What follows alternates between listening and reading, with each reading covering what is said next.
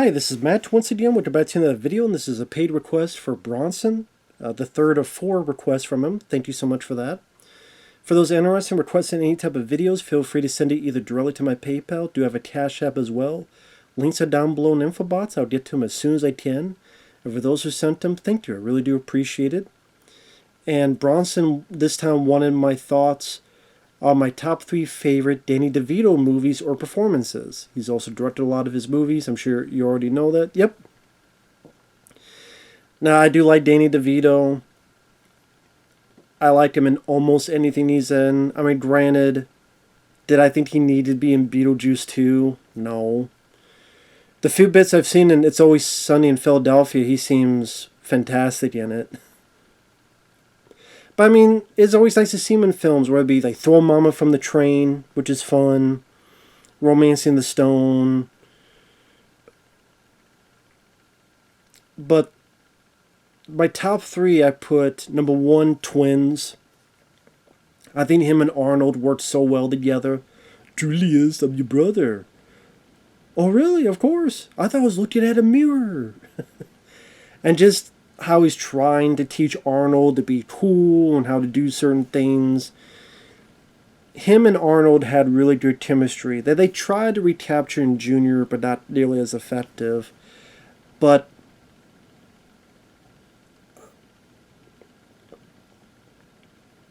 also kind of ballsy, because pretty much what you find out is, oh, Dan DeVito's character is kind of the junk left over.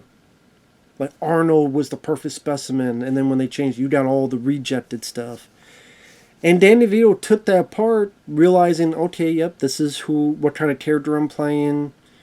And obviously with the way I look, I'm bald, I'm not thin. He was able to take that and not have an ego about it and be like, yep, this is the kind of role I'm playing, and makes you help understand the character a bit more, sympathize with the character a bit more. And yeah, I thought Dan DeVito did a great job in that movie. As did Arnold. Before the Screw Your Freedom days. But Twins is a fun one. Directed with a bit of fun by Ivan Reitman. Huge hit when it came out. I don't think I picked up the Blu-ray. But it is out on Blu-ray. Number 2, I picked Batman Returns. Because it was great to see DeVito as a villain. Now, I'm not saying he's never played a villain, but to play that kind of villain. Like, I thought he did a really good job as the Penguin. And Tim Burton's version, where he's much more animal-like, and the flippers, and the pointed nose, and he's eating raw fish, and just very memorable. I mean, you could argue that's his best performance just for how different it is from other stuff DeVito has done. Great lines. You don't think you're going to win, do you? Things change. And I was trying to be the sympathetic guy and try to be mayor, but then just how like handsy tries to deal with Catwoman, and just how excited he is driving the Batmobile when he's controlling it. Then he gets so pissed and angry. Even his death scene, where it's like the way he's reacting and he falls face down on it. Great makeup on him, and I like the movie as well. I think it's a good movie.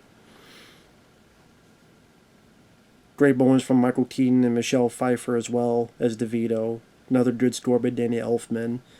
Tim Burton was able to make it a bit more of his own movie. And you could argue like Batman Returns, some would say, is better than Batman 89. That's hard because I go back and forth because I like both of them quite a bit. But yeah, Dan DeVito, I think, did a stellar job in that. And number 3, this is going to seem, well, no, it's not, because I'm probably going to put it on the thumbnail. Renaissance Man. You may wonder, what the fuck is Renaissance Man? It's from the late, great Penny Marshall, who did A League of Their Own, Jumpin' Jack Flash, Awakenings with Robin Williams and Robert De Niro. And I haven't seen this film in a long time. I would like to revisit it sometime. But I do remember quite liking this movie. It's about a guy who's a teacher, and he's supposed to teach this literacy class at an army training base. And the people he's got to deal with, like he's got to deal with other, like Sergeant, played by Gregory Hines, a captain played by James Remar. But even the people, there's Lilo Brancato Jr., who's on The Sopranos, Stacey Dash, who's on the in Clueless, Kadeem Hardison, who's in A Favorite of Mine, Drive, with Martha Costas, Richie T. Jones, who I remember from Event Horizon, Greg Sporleader, he plays Melvin. This guy's always sleeping. I remember he was in The Rock with Nick Cage. Mark Wahlberg, like a very young Mark Wahlberg, because this was 1994, so a very young Mark Wahlberg. And pretty much just teach them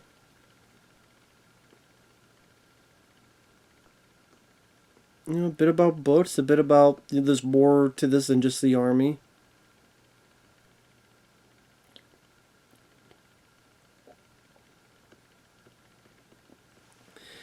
And I just remember just really enjoying, I remember enjoying it. This movie I remember seeing a couple times back in the day. And I know it didn't do well. It flopped at the box office, but like I said, that was 94, so that's when you had films like Speed, True Lies, The Lion King, so many other films coming out and just completely overwhelming it. I know the film seemed like a bit too long. I think it's a little over 2 hours, which I don't think it needed to be that long. I guess at that point, Danny DeVito was not really known as a box office attraction where all people were going to go see the next Danny DeVito film. Because the films he was big in was ensemble, Romancing the Stone, Batman Returns, Twins. It was an ensemble piece. So, I mean, there were films he did that he got to be the lead, but they weren't, like, was it Jack the Bear and that movie, but again, I don't think he was ever looked at as a box office attraction, so maybe they were hoping that was going to change things, but it didn't, obviously. And so, usually, even Jumanji, which one? The Next Level, he was in it as part of supporting, he was a supporting role in an ensemble piece. Which, fuck that movie. There's only one good Jumanji film, is the first one, in my opinion. But yeah, those are my three for Danny DeVito. I mean, yeah, there's Storm Mama from the Train. That's a good one. But I just wanted to give a little bit to Renaissance Man, because I do remember liking it, and I didn't think it was as bad as people make it out to be. So, what can I say? Maybe rooting a little bit for the underdog.